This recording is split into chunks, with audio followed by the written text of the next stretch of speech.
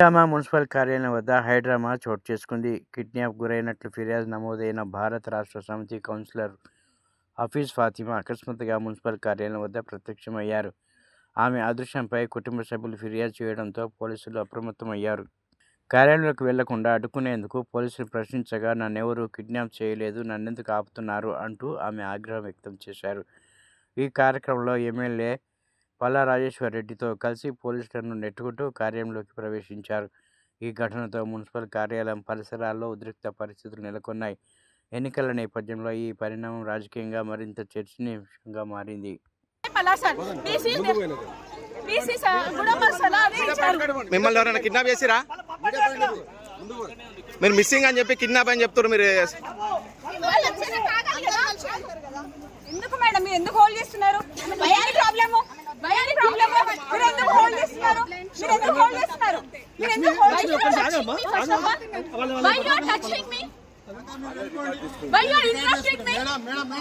I am going to the office, protection office. Madam, agandi. What do you want, sir?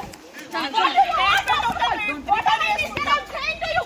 Statement of the witness. Why you are touching me, holding me? I am with my willingness. I am coming in.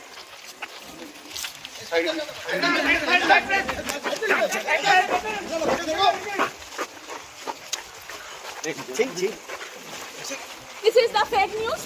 Who did I don't know, but with my willingness, I am going to the office. Uniform kinded with Palla sir. Ward number you should say. 28th ward. Hafiz Fatima. Side కండి, పక్కన పక్కన side కండి.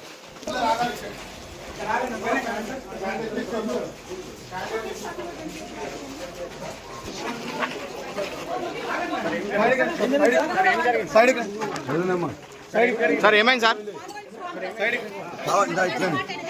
Side